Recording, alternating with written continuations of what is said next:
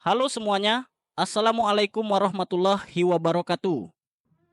Kembali lagi di channel Bicara Horor bersama saya Bayu yang akan membawakan cerita. Terima kasih untuk teman-teman yang sudah mengklik video ini. Semoga apa yang saya bagikan bisa menghibur teman-teman semua. Pada kesempatan kali ini saya akan membawakan cerita yang berjudul Tersesat di Hutan, tulisan dari Mas Horor Psikologis. Oh iya, jangan lupa untuk bantu like, komen, dan subscribe channel Bicara Horor agar channel ini dapat berkembang. Jika sudah, kita langsung masuk ke ceritanya.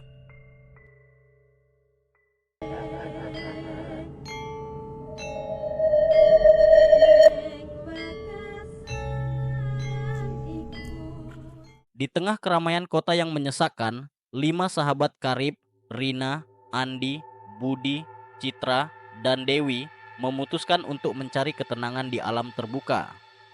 Mereka memilih hutan asri, sebuah tempat wisata yang terkenal dengan keindahan alamnya yang masih asri.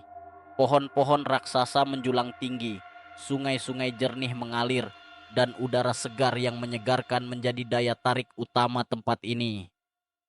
Wah, aku sudah tidak sabar untuk segera sampai di sana, seru Rina, matanya berbinar-binar. Aku ingin sekali merasakan udara segar dan melihat pemandangan yang indah. Sabar Rina, kata Andi sambil tersenyum. Kita masih harus menempuh perjalanan yang cukup jauh. Tapi aku yakin semua lelah kita akan terbayar lunas saat tiba di sana.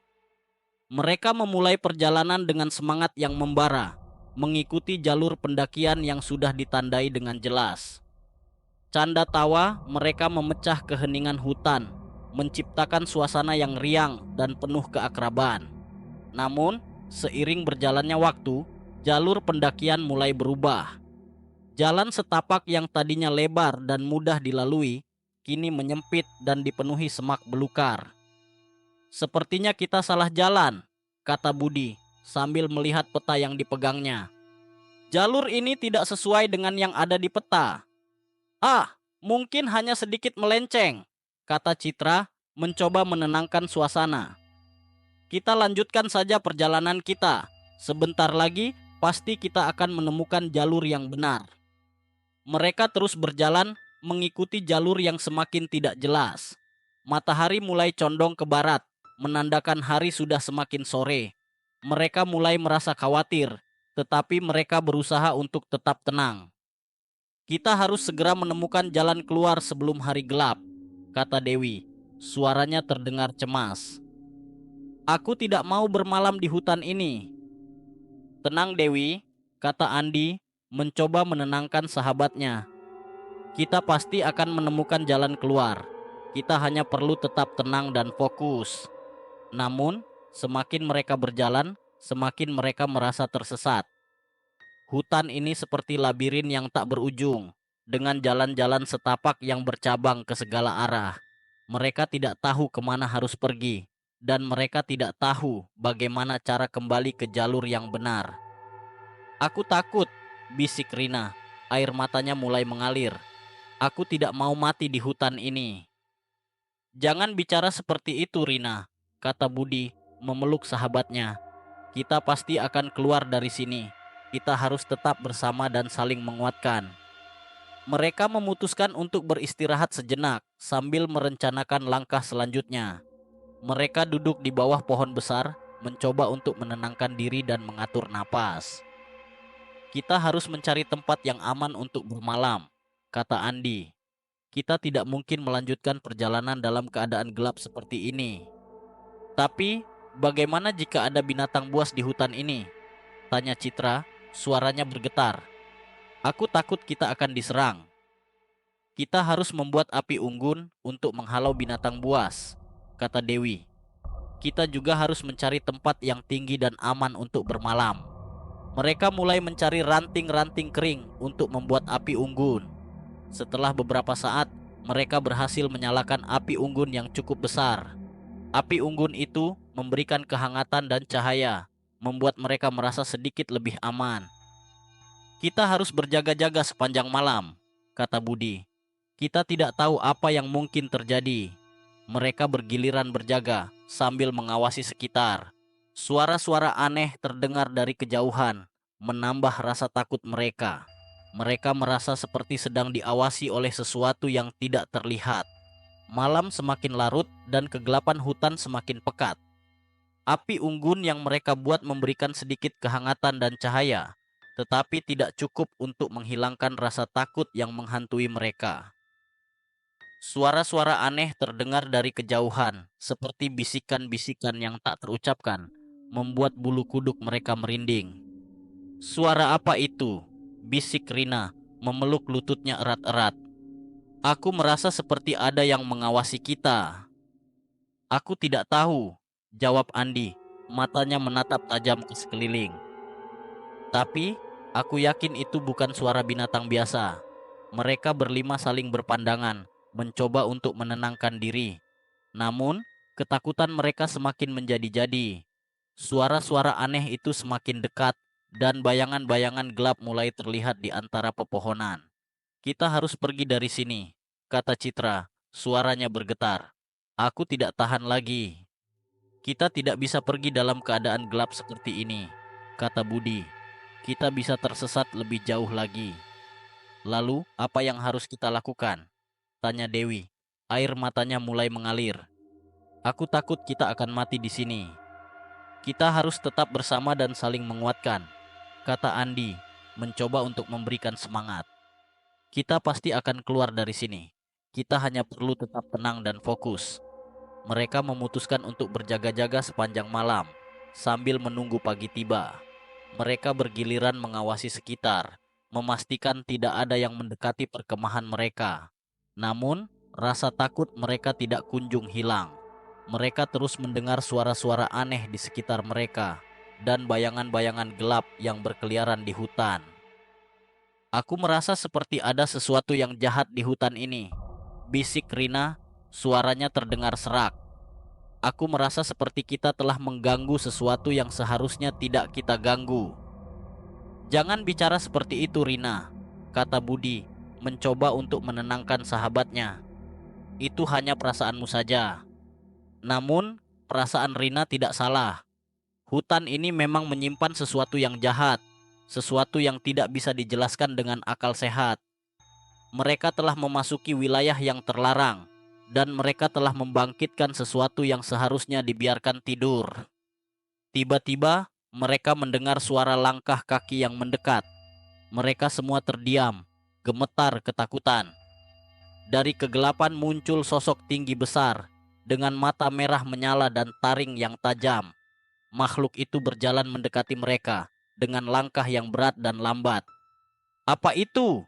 bisik Citra, matanya membelalak ketakutan. "Aku tidak tahu," jawab Andi, suaranya tercekat di tenggorokan. Makhluk itu semakin dekat dan mereka bisa melihat dengan jelas wajahnya yang mengerikan.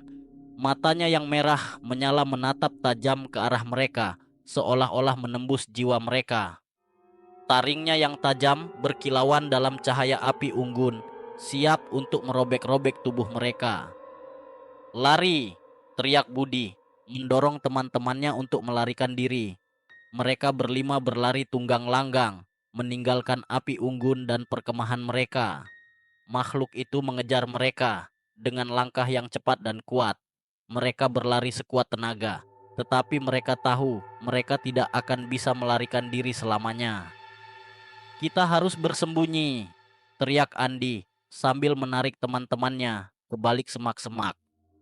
Mereka bersembunyi di balik semak-semak, mencoba untuk menahan napas mereka. Makhluk itu melewati mereka, mengendus-endus udara, mencari jejak mereka. Mereka bisa mendengar suara napasnya yang berat dan suara taringnya yang bergemeletuk. "Jangan bersuara," bisik Rina, suaranya bergetar. "Dia pasti akan menemukan kita jika kita bersuara." Mereka berlima terdiam, tidak berani bergerak atau bersuara. Mereka menunggu dengan cemas, berharap makhluk itu akan pergi. Namun, makhluk itu tidak pergi. Ia terus berputar-putar di sekitar mereka, mencari jejak mereka. "Kita terjebak," bisik Dewi, air matanya mengalir deras. "Kita tidak akan bisa keluar dari sini." Detak jantung mereka berpacu dengan cepat, napas mereka tertahan di tenggorokan. Kelima sahabat itu bersembunyi di balik semak-semak lebat, berusaha untuk tidak mengeluarkan suara sedikit pun. Makhluk itu dengan mata merah menyala dan taring tajam terus berputar-putar di sekitar mereka, mengendus-endus udara, mencari jejak mereka. "Dia tidak akan pergi," bisik Rina, suaranya bergetar. "Dia pasti akan menemukan kita." "Jangan bicara seperti itu," sahut Budi, mencoba untuk menenangkan Rina, meskipun dia sendiri merasa sangat takut. "Kita harus tetap tenang dan menunggu sampai dia pergi." Namun, makhluk itu seolah-olah bisa merasakan kehadiran mereka.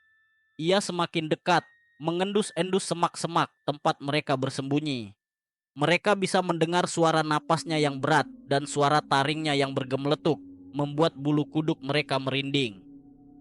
"Dia tahu kita ada di sini," bisik Citra, air matanya mulai mengalir. "Kita akan mati." "Jangan menyerah," kata Andi, menggenggam tangan Citra erat-erat. "Kita pasti akan menemukan cara untuk keluar dari sini." Tiba-tiba, makhluk itu berhenti bergerak.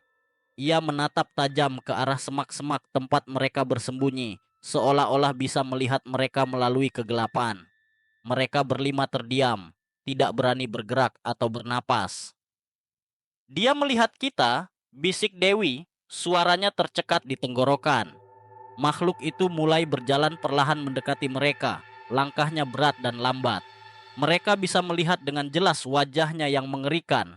Matanya yang merah menyala menatap tajam ke arah mereka, seolah-olah menembus jiwa mereka. Taringnya yang tajam berkilauan dalam cahaya bulan yang redup, siap untuk merobek-robek tubuh mereka. "Lari!"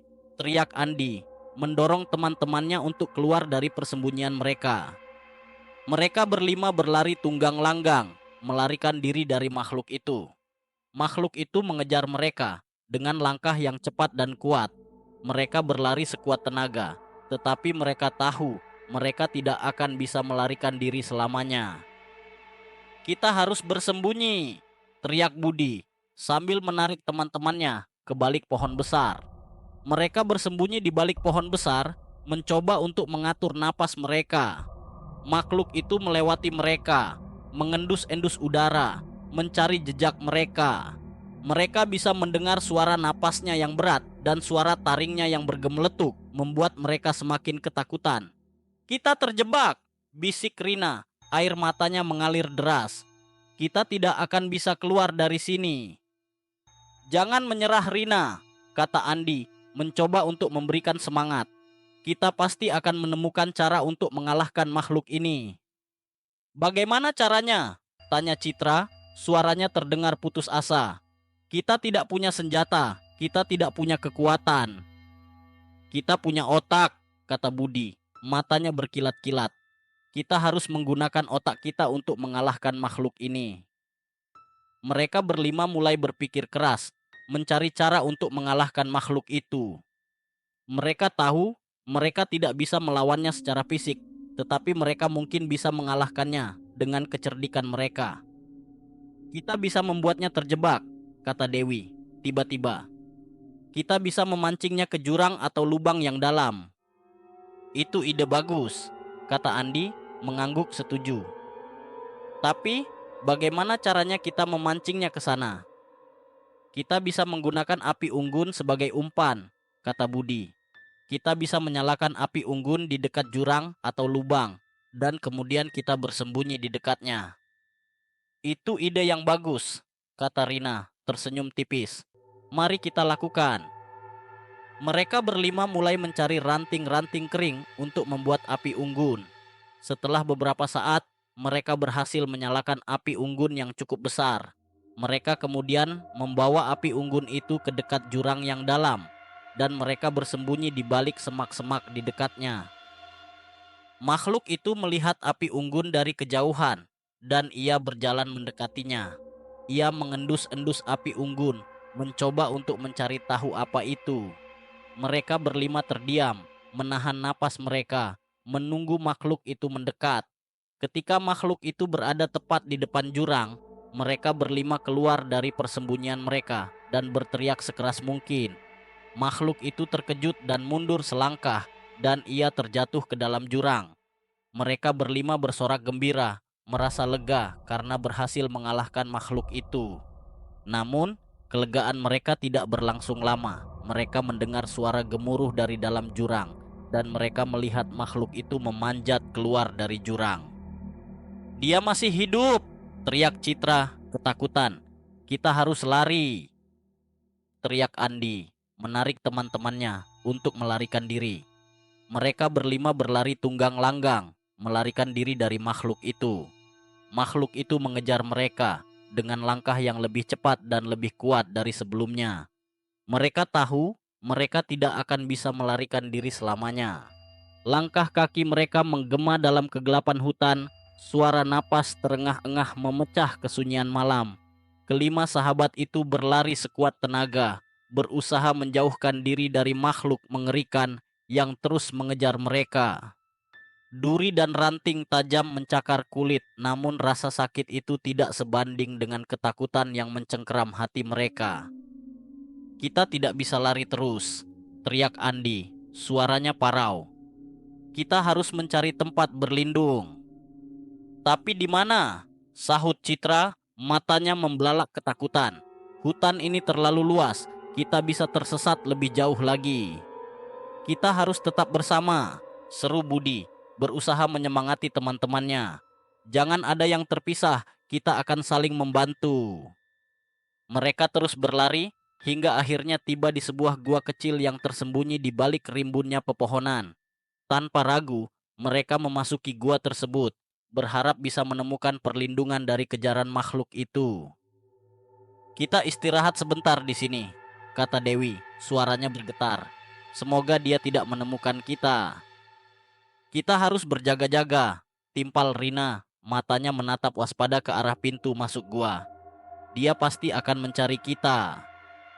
Gua itu gelap dan lembab, bau tanah dan lumut menyengat hidung mereka. Mereka duduk berdekatan, saling berpelukan untuk menghangatkan diri dan menenangkan pikiran. Suara napas mereka yang terengah-engah terdengar begitu jelas dalam keheningan gua. "Aku merasa seperti kita tidak akan pernah keluar dari sini," bisik Citra, air matanya mulai mengalir. "Kita akan mati di sini, dimakan oleh makhluk itu." "Jangan bicara seperti itu," bentak Budi, suaranya bergetar. "Kita akan keluar dari sini, kita pasti bisa." "Tapi bagaimana?" tanya Dewi, suaranya terdengar putus asa. "Makhluk itu terlalu kuat, kita tidak punya kesempatan." "Kita punya otak," kata Andi, matanya berkilat-kilat. "Kita harus menggunakan otak kita untuk mengalahkannya." Mereka berlima mulai berpikir keras, mencari cara untuk mengalahkan makhluk itu.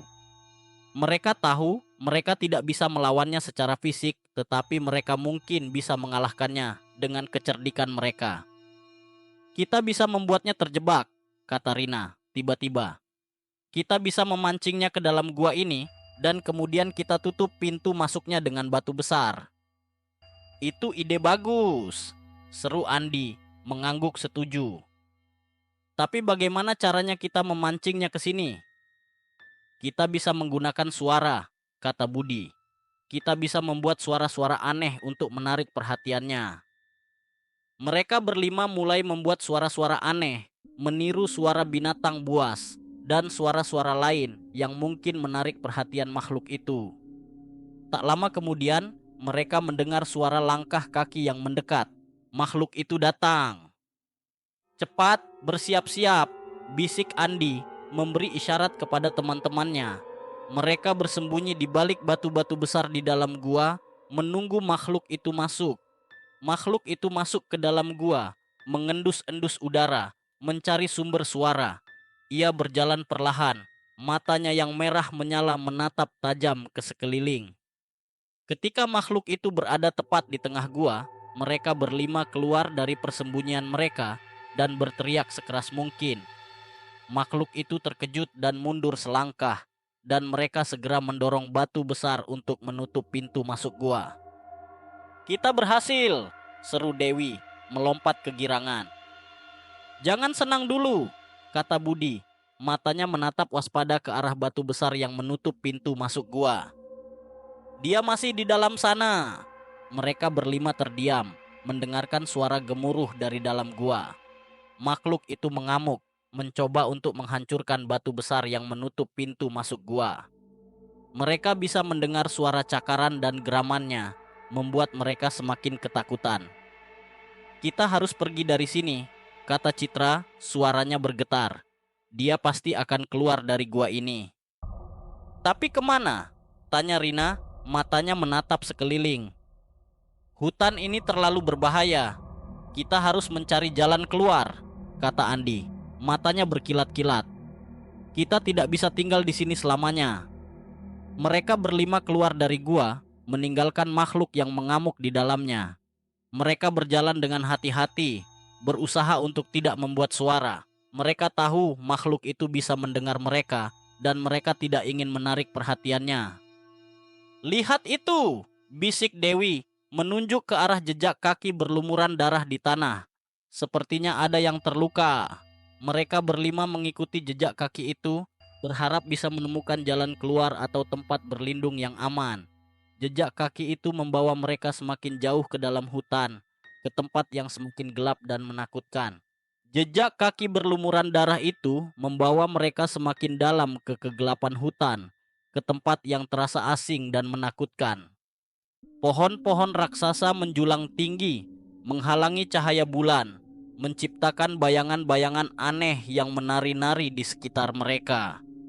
Suara-suara aneh terdengar dari kejauhan, seperti bisikan-bisikan yang tak terucapkan, membuat bulu kuduk mereka merinding.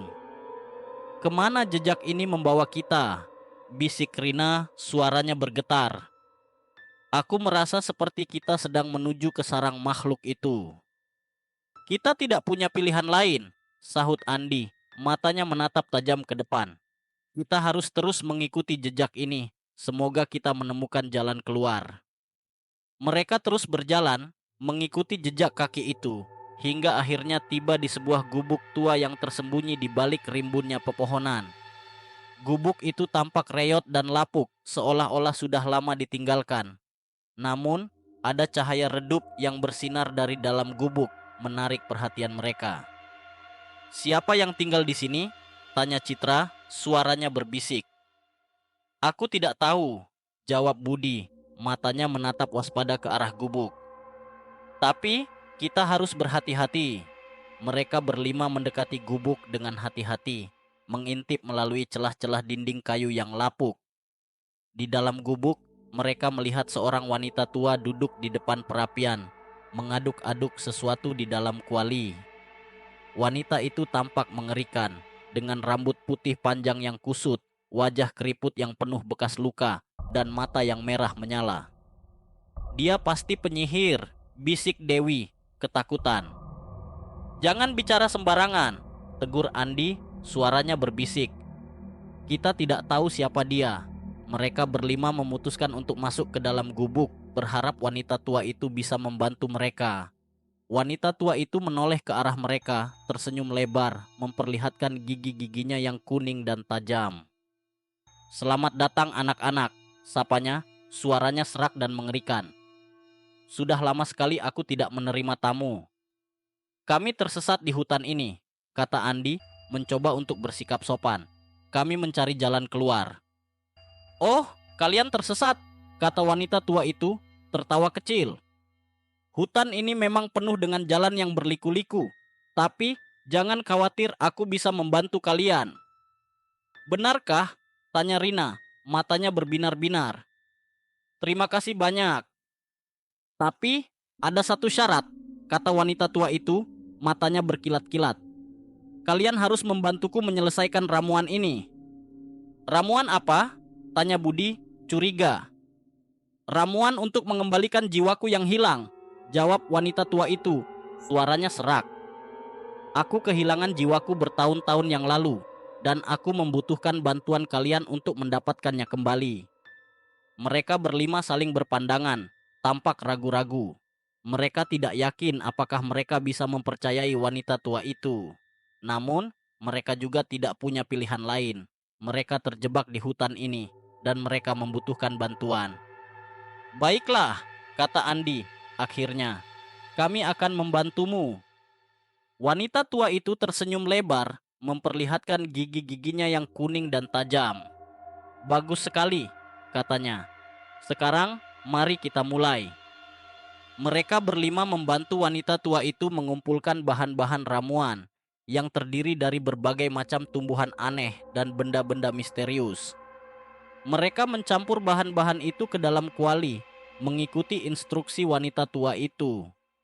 Saat ramuan itu mendidih, asap tebal berwarna hijau keluar dari kuali, memenuhi gubuk dengan bau yang menyengat. Mereka berlima terbatuk-batuk, menutup hidung mereka.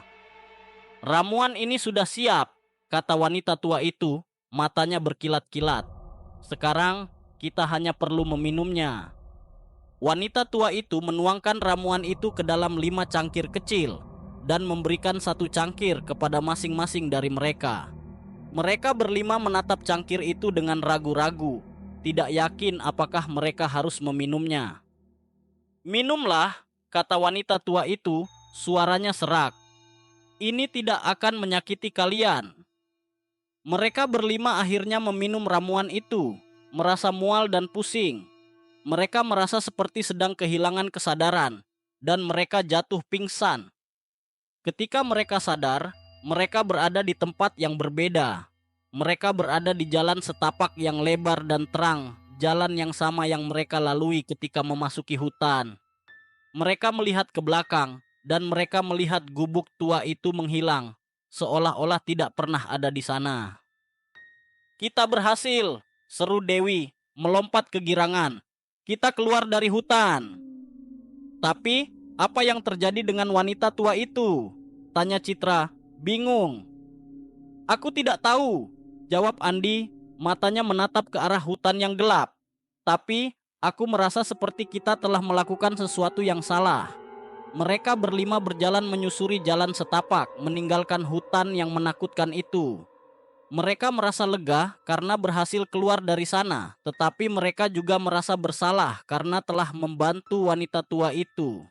Mereka tidak tahu apa yang akan terjadi pada wanita tua itu, dan mereka tidak tahu apakah mereka telah melakukan sesuatu yang benar. Oke, sekian cerita yang saya bawakan kali ini. Semoga cerita yang dibawakan dapat menghibur teman-teman semua, serta cerita yang saya sampaikan bisa menjadi pembelajaran bagi kita semua. Dan bagi teman-teman yang ingin membagikan kisahnya, bisa langsung saja kirimkan cerita teman-teman ke email kirimcerita.bicarahoror@gmail.com. Akhir kata saya, Bayu izin undur diri. Wassalamualaikum warahmatullahi wabarakatuh.